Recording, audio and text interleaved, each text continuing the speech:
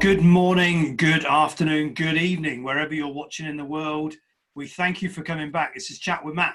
Now, today we are joined by David Cuffley. David is a senior consultant here at Mentor Group, and we're going to talk about this, really important aspect of creating powerful behaviors and habits in just a moment. So start where I always start. David, how are you today? Yeah, I'm good. Thank you, Matt. Good. So these calls are quite short, so we're going to dive straight into it, if that's okay with you. The first question I want to know from you is, what's going on in your business environment at the moment?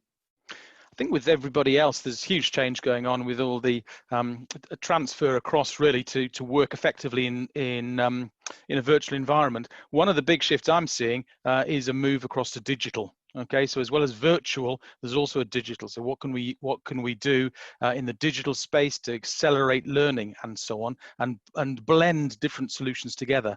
And so I think the challenge for us is making sure that blend is an effective blend that increases learning and isn't just a saving of money or something like that. In the last episode, we talked with James Barton about exactly this and the need, when we got augmented reality, that shift into digital is going to be further accelerated, isn't it? Yeah, absolutely. It is going to be accelerated, but it's the learning that's important, and it's the development and the behavior change, actually. Yeah. Which is a perfect segue into habits. So we've all got them. Not always good habits. We've got some other habits which might deem to be not so good. So tell me, this area around creating powerful habits, why is it important? It's all about behavior change, actually, because yes, you're right. We've all got habits, and the habits really, they're the autopilot for how we do things. And when you're looking to develop new behaviors, it's really helpful if you can develop good new habits to support those behaviors, because they can sit in the dark recesses of your mind, the internal parts, and happen instinctively, which frees up the rest of your brain to be more aware of what's going on around you.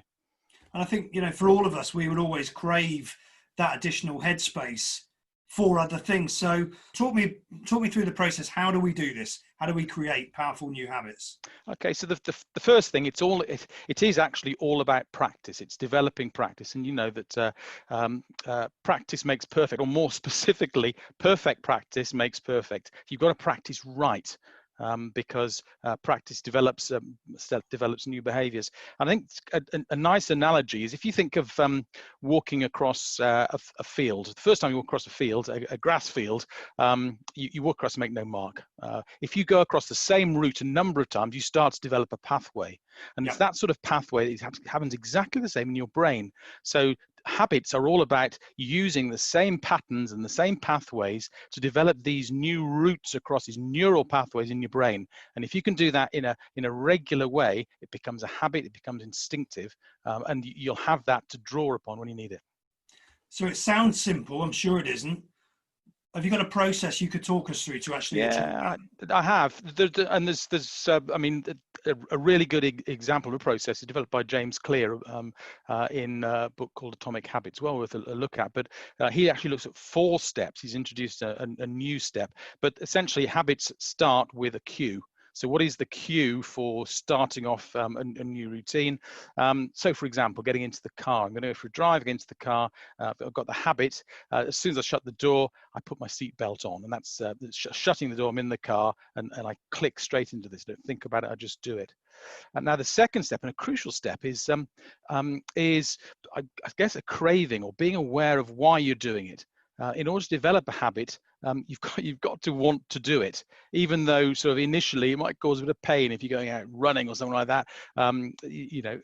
So that craving for doing something, a reminder of why you're doing it. So that's the second step.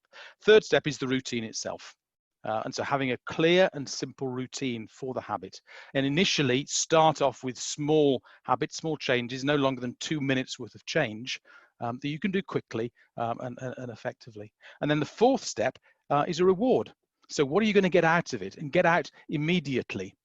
Now that might be a tangible reward, a financial reward, or give yourself some time off, or a bit of chocolate or something. Clearly, if your habit is, if you're looking to get fit or something, or to lose weight, having chocolate isn't going to help. So think about a reward that aligns with where you're trying to go to. So develop and actually think through what is the cue. what is my drive? Why am I doing this? Now, what's the routine? What's the simple routine? And then what am I going to get out of it at the end? And then you build that into the way you work. And actually, it is as simple as that. So let's get practical for a moment then. If you think about you got a salesperson, you need to get more stuff in the top of your pipeline, you've got to create a habit around proactivity. How might those 4 steps work in order for me to build a new habit around that proactivity? Yeah, that's a great point. So something like that, proactivity is going to be about activity. So it may be that a simple cue is going to be having a specific time of the day where you contact new customers or new contacts, or you do some social media work or something like that. So that cue might be time of the day. In which case, what do you do? Well, you put it into your diary. Maybe a sort of a half-hour slot at 8 o'clock in the morning. First thing when you go on, you're going to do this first off. In terms of the craving, the why you're doing it, be clear in setting some clear, measurable leading indicators of what sort of things you're going to do and what you're going to get out of it. The why, and then the routine. Have a routine set up that's going to last for 10 minutes, 20 minutes that you go through. And then you can do it, and then the reward will be hitting some of those leading indicators.